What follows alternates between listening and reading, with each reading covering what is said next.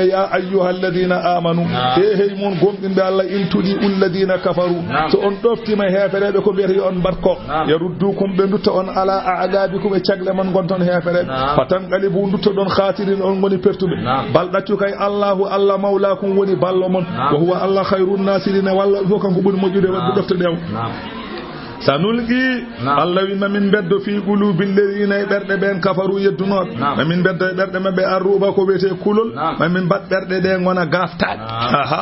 بما أسركوا سبو كبين جدنو الله فبما أسركوا سبو كبين جدنو بالله الله كبين دين الله كوانا يا الله ما لم ينزل به كو الله جبناني يدوم سلطانا حجة ومأواهم النار تبرد مبكو جينغول وبئس مبس مسوا تبرد الظالمين هيفر بتودي كو جينغول ولقد صدقكم الله والله الله غومبني اون وعده فدore mum holden fodore e tahussunahum tumande o nanani ndebe kabe modon is tahussunahum tumande be kabe mon bi iznihi e yamirore makko kanko Allah hatta idha fashiltum ha kuldon harande watanaza'tum lurondirdon fil amri al haliko nelad Allah wino on ko wa asaytum ngofdon yamirore makko goppudon palasuji mon taba sabu dabbude galle min ba'di caggal ma arakum de Allah holli on ma tuhibbuna ko jittan Allah wi minkum ene mon man yuridu dunya ayna habbi way wawde nafti ayna habbi way wawde nafti ay do joni sarana kitan biya ma tuhibbuna minkum den non jiboto len hala ka fewata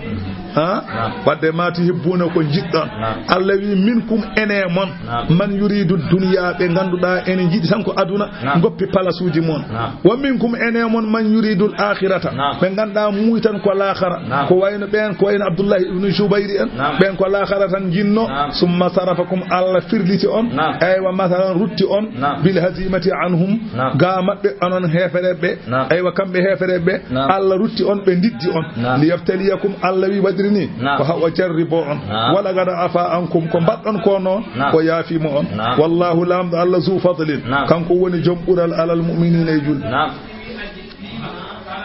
izi tusi'iduna tumane goddudon eleydi ndi odon doga odon ngabba odon doga wala talwuna on onyata ko ala ahadin haykoto on saha war rasulu nelado yad'ukum ena nodda on fi ukhrakum caggal mon en wi ilayya ibadallahi ilayya ngare onon jiyabe Allah ngare cali don artude fa athabakum Allah yobi on ghamman polgu hol ngun polgu go woni sababu gobolgu bi ghammin sabu sunin denelaado Allah sallallahu alaihi wasallam Allah yobi on polgu ngu woni sababu mum ko sabu on sunin denelaado Allah baddo denelaado Allah sunnu Allah wadi on pola don onon Allah wi wadiri haadirene on ko li kayla tahzanu bele mbason sunade ala ma fatakum ko faturi on e galle de wala ma asabakum bason sunade e ko hebi on masalan e hare he wallahu lamdo Allah non khabirun kanko woni competire bima ta'maluna ko golloton humma anzala alaykum Allah jippine mon min ba'dil ghammi caggal ngudo pol Allah jippine mon amanatan ko wiete hoolare holden hoorare nu'asan mon ada habe sa watti mon de kay adani pol adani holare yaghsha ene mewo woni ene nata da ifatan fedde minkum e mon onon julbe be jiya kefero ara wana e merade sikka ka dani tampina e be dani do ngol ko koygol so kefero fani jona finat julbe be fakanu yumiduna tahta al-hujati wa tasqulu suyuba minhum ya jomudano hasila Musa ma taw ngada ko habe wa da'ifatun fedde ene mon nafiqebe ben qad ahammatuhum anfusuhum ben himman ko koy wonde wonno ko laaki ben ngongata yazunnuna en jikka billahi to Allah to ghayral haqqi jikke mo wana gonga oli on jikke zannal jahiliyati jikke majjiyankobe be cikka nelado ko wara be cikka nelado walletaaki yaquluna be gona wiide hallana min al amri min enen kay alana en e polgu min shay'ina huude enen en polata kaden mayata ne men ndeke fa husnu zanni billahi min alamatil imani moƴƴinde jikke mum to Allah koye maaleji wonde juɗɗo jeeya sabu Allah haali to hadisul qudsi o wi ana inda zanni abdin bi min ɗo maccuɗam jikkimi ɗo mboɗo ɗon ndeke fal yazunna bi ma sha'a neɗɗo kala ko yiɗi yo jikke am ko jikkuɗa fof ɗum wonan maga l'istikhara ma ƴeew tan ko jikkuɗa e Allah fof kala ko wonanma to Allah to banggue jikki ganda ko ɗum wonanma to Allah so tawi ko moƴƴere ɗum wonanma to Allah tawi ko bonnane ganda feere ma boni jikke ma ko wonanma to Allah fof ɗum tan tawata to faman arada an ya'lama aqibata nafsahu falyanzur ila dhannihi bi rabbih sadi yiɗi andude wattande alhaalima ƴeew ko jikkuɗa to Allah tan ko jikkuɗa toon fof ɗum wonton قل ويب إن الأمر أي على هالي كله دندانgal mum lillahi ko Allah tan Allah wadata ko wela yokfuna allawi nafiqeɓe ɓe cuuda fi anfusihim mabɓe e nder mabɓe ma la yabduna ko ɓe penninanta la ko wonandema yaquluna ɓe mbiya law kana lana sanno latanima min al amri ala hali shay'un hunde ma utilna ha huna min kaɓetake ɗo e fereɓe nafiqeɓe ɓe mbiya sanno ko minen jeyno koye amen wallahi min kaɓetake ulwiɓe law kuntum fi buyutikum hayso on goni to nder cuuɗi mon to wo fiikum ene mon man kataballahu alayhi alqatla mo Allah winde mum mayde ngerƴat ɗum la baraza ma yaltu alladhina no ɓen kataba kutiba ɓe ganduɗa ene ñaawa alayhim alqatlu mayde ila madaji in fewde lelorɓe mumen so tawi a sikki sa jooɗima ene hanma mayde a juumi o wi hayso on gone nder cuuɗi mon on guddi mo Allah ñaawi yo maay o on ma yaltu yaha to mayata to maya toon ma yaltu maya to a jotta ko suudu ma ko maɗo mayata ɗo to ay haaraɗo jeeyannoɗo liɗɗi o wona o dawɗo o fay jorbolo nayi pañeji makko o faye artude mo jole saret o ari ha sara jalani o tellini o telle saret o ari ha coɓuƴel ne won ɗon o leeli o maayi i konno mo mayde saret de walla o maayi o wasa daw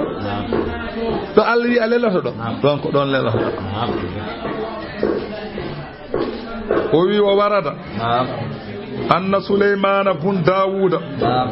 oɗo gorko kana jalisan o meeɗino omo jooɗi kanko Souleymana bun Dawuda omo jooɗino wo idabi malakal mawti ndeke yo malaika mayde o qad aqbala ala Souleymana are Souleymana bun Dawuda fa qala lahu afami wa nadara ila rajulin malaika o futtini gite fewde e gorko goto fi majlisihi ene batu makko kanko Souleymana bun Dawuda farta'adat fara'idur rajuli kette buhe gorko o wone siñuti falamma zahaba malakul maut malaika mayde o nde yehi nde ay o artan kanko malaika o andi malaika arta koye mbaadi gorko dari e batu Souleymana gorko goto ne wonno ɗo tan malaika o futtini gorko o gite tan gorko o wone siñude tan malaika mayde o fay kodduwar daroyi toon fay kodduwar heɓoy toon jooɗi jibi Souleymana wonno ko hoore fonde tan gorko o wi Souleymana ya nabiyallahi inni khiftu min nadarati hadha ar-rajuli o wi oɗo gorko de gite mum ɗe mboɗo hulide gorko o wi noon Souleymana wi huwa malakul mawti oɗo wana gorko ko malaika mayde qala ar-rajulu gorko o wi murir riyaha li tadhhaba bi ila aqsal bilad boɗo ñaagima mbiya hendu yo wallan weddoyomi kodduwar lakuta hendu ndu yo nawam toon koɗa ñaagui ballami hendu ndu weddoyomi lakuta joni joni Souleymane hendu wi naame so weddoyomo lakuta no hojam tawa hendu weddoymama lakuta o tawi toon Azra'ilu itti fittanu makko fadde leƴƴanta ida bi malakal mawti ndeke yo malayka mayde o qad aqbala ala Suleyman arte Suleyman fa qala lahu inna allaha amarani an aqbida ruha dhalika ar-rajul bi tilka al-ard Allah yamiri kam yomi tamoy fittanu oɗo gorko to lakuta i ngarmi taw momi ɗo e batuma ɗum haawimi no holno ɗum woni to min kam de taw momi ɗo tan fa lakuta ndaroyi joni noon fa kana minhum ma kana ko wonanno e neɗɗo ko wone makko mi warimo o yehi ay fa huwa qad kharaja hariban ay oɗo gorko o yaltirno ko pour dogde wana kono wo fil waqi kharaja li masra'ihi yaltinima ko pour o lelo yoto ha ɗum woni law kuntum fi buyutikum wallahi so on gone cuuɗi mon la baraza ma yaltu allazina no ɓen kutiba ɓe ñaawa alayhim mimma alqatlu mayde jalta ila madaji'ihim fewde lelorde mumen maɓe jaltu ma yato Allah ne dogo وليبتلي الله الذي ودرني ko waɗi ko waldi uhudi ko Allah wi waɗirni ko bele o jarribo Allah anani ma fi sudurikum ko wone ɓerɗe mon bele kon naafigeɓe walla kon julɓe awa anda hen ɓen wali yumahhisa ha o falto ma fi qulubikum ko wone ɓerɗe mon wallahu lamɗo Allah alimun kanko woni ganduɗo bi zati suduri ko wone ɓerɗe hay hunde suudatakum innal ladina tawallaw minkum ɓen runkitiɓe mon hare nde yawmal tagal jama'ani ñalamo o pelle ɗe potti anani de ɓe dogi kamɓe pop mastazallahum ash-shaytanu kambe julbe dongnobe nyaden ha keddi sappo yido Allah wi nyade hen tatinibe ko shaytani soksokinibe bi ba'di sabu yoga ma kasabu kabe paggiti abakatuji hol dum woppude yamirore nelaado Allah wala qad afallahu anhum hande non Allah yaafi mamabe inna Allah Allah non ghafurun kanko woni jafotodo julbe halimun munyanto dumen ya ayyuhalladhina amanu ehe modon gongimbe Allah la takunu hotalato de kallazina odon bayno ben kafaru yedduna be hono nafi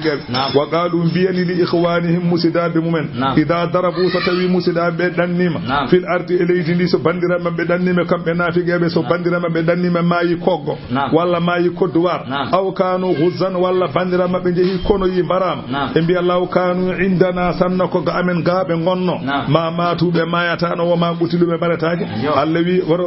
الذي لا تقولوا كقولهم أنون جدوا ركالكم غدي بيان أي ليجعل الله ذلك الذي بدري goldo kongol ay wa anani de ko ha Allah wada dum hasaratan ko nimsa fi qulubi berde mabbe yawmal qiyamah wallahu Allah non yuhi kanko woni gurnowo o yumitu kanko woni barowo wana jodade hadata neddo mayde wana yaade warata neddo wallahu Allah non bima ta'maluna ko golloton basirun ko jiyo fa ijajikum bihi kanko woni jobo on wala in kutiltum fi sabilillahi wallahi so on barama dine Allah aw mutum walla on mayitan on kabata la maghfiratun gande ko kafarangal min Allah ummaratu Allah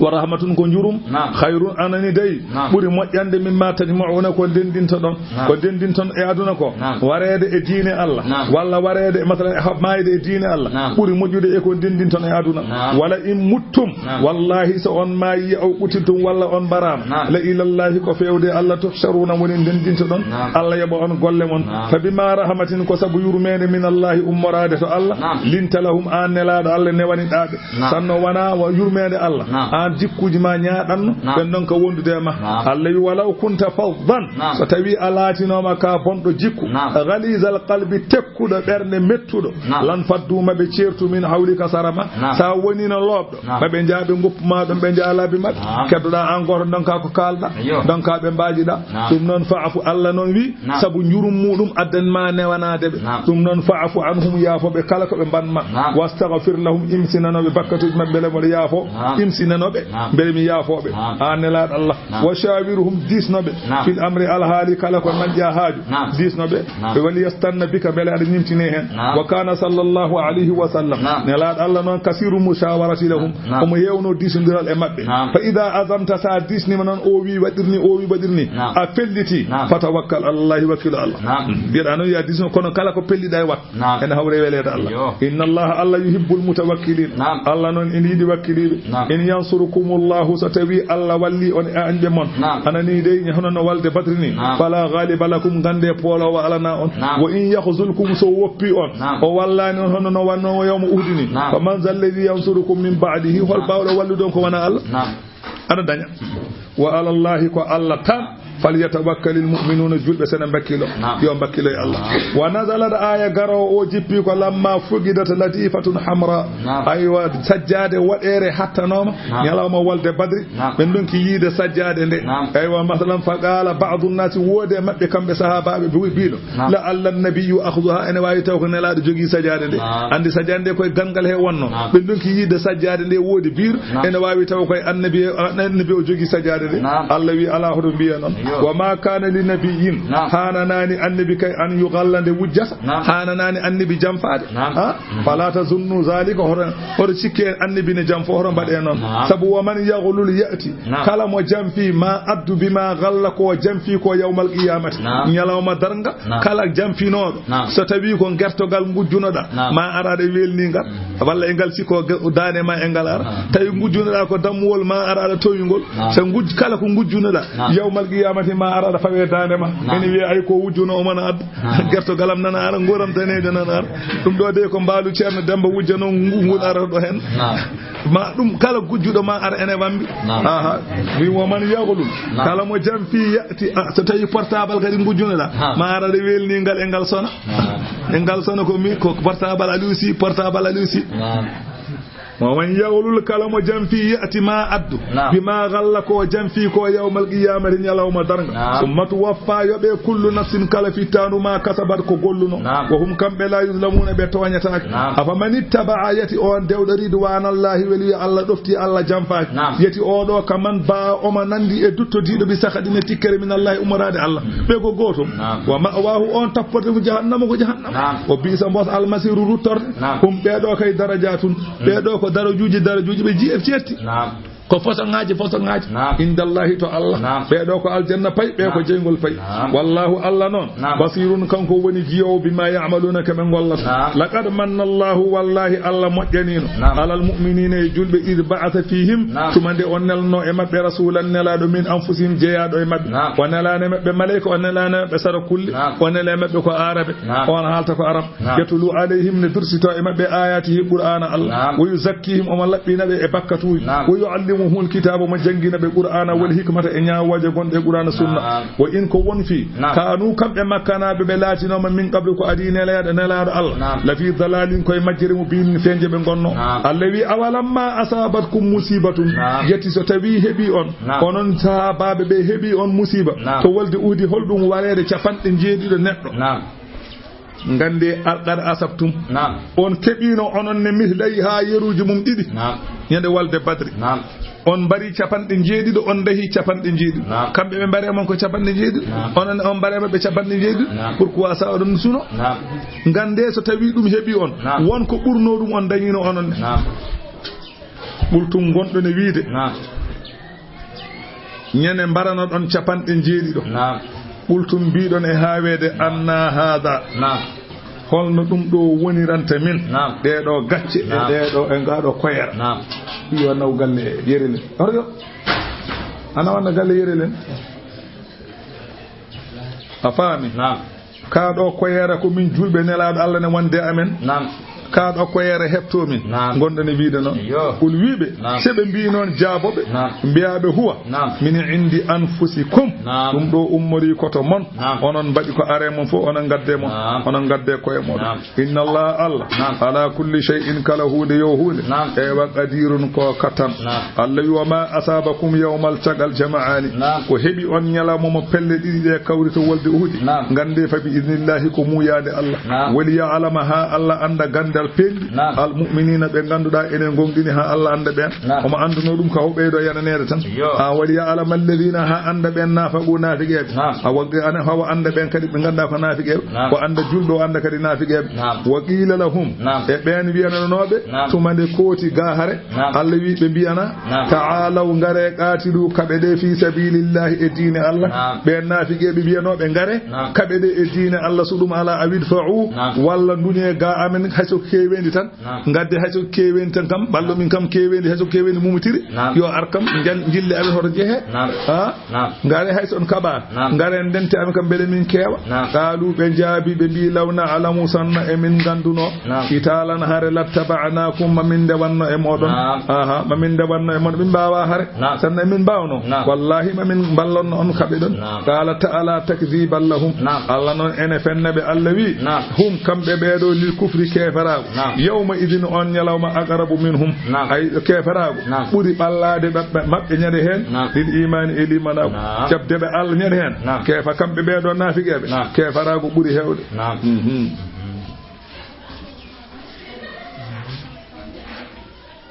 yaquluna bi afwahihim Allah wi be kala tay kunude mabbe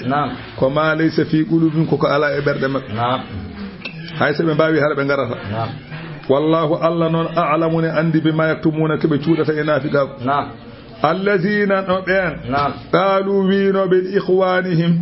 musidabe mumen to bange diine wa qa'adu enen judi jahani jihad kanmen jahani jihad nafiqebe be jahani jihad be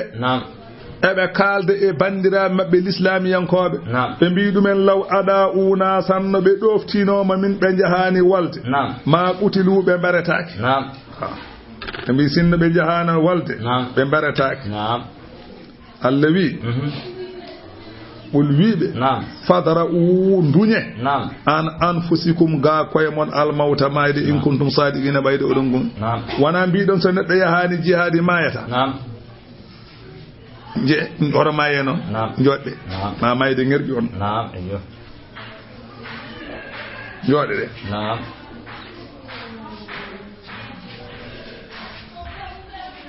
afami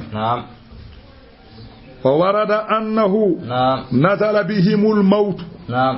wa hum fi durihim wiyama kambe uudi nafiqebe jodinobe mayde tawibe to galleji mabbe fodde capanɗe jeedido e mabbe may tawa hare ala nyalama walde uudi o ay capanɗe jeey waranobe uudi be julbe be kambe nafiqebe jodinobe gabe jahani be be mbi sonno on jodinoma on jahani de onon on mayata kambe ne capanɗe jeedido e mabbe may be gandina kam wande joodade addantani do wazi may aya garo woni sababu mum anna shuhada alladhina qutilu sahudinnoɓe waranoɓe jihadi lamma ra'aw ma ra'aw min alhayati nde ɓe jeehi laakara ɓe dañi be ko ɓe dañi ko to bange ngurdam wal rizqa wan na'ima ɓe dañi neema ɓe dañi arziki addaimi mo gasata qalu rabbana kambe wonbe laakara wonbe to aljanna be bi joomi amen may be jihadi wonbe to aljanna be bi joomi amen wa man yuwassilu khabarana li ikhwanina al ahya e min nyaagi ma dokka min do leteruuje e min jogi leteruuje min binda bandiraabe amen wonbe aduna be min kalan ben ko min gone dow mum gako dokka min momen mo ene yettinana min nelal fewde e mabbe Allah wibe faqala lahum Allah ana Allah min mam yettina ablugu khabarakum li ikhwanikum leteruji di bindilon faksiji di ko min nawanto on hato busibbe mon wonbe to aduna faqala ta'ala Allah hali aya garo Allah wi julbe be wala tahsabanna alladhina qutilu hoto cikke ben waranobe fi sabilillah e diine Allah ama watan ko maydo wor cikke be mayani de bal qaccu kay kambe ahya un kebe wurbe inda rabbihim to jommabe arwahuhum ruhuji mabbe fi hawasili woni koy fulki yurin diwe khudrin buladi tasarahu fil jannati haythu sha'at dibe de en ora aljanna kala be jidi yurzaquna ebe garzigine ebe besnoje aljanna farihina ebe belti ko Allah rokkibe ko woni bima atahumullahu ko Allah rokkibe min fadli budan mum wa hum kambene kadi yastabshiruna ebe beltinira billadina ebe be ganda lam yalhaqubihim be ganda cuwa jengitade e mabbe min khalfihim wonbe caggal mabbe ebe kala dumen neemaji dibe gone dow mumen wonde Allah khawfuna alayhim odo kulul wone mabbe wala hum wanani kambe yahzanuna cunoto laakara odo be cunoto laakara be kul aduna wonde ko woni ga ko sebe tawi ga be beltoto yebe belto صدق الله العظيم فاتحة صلاة الفاتحة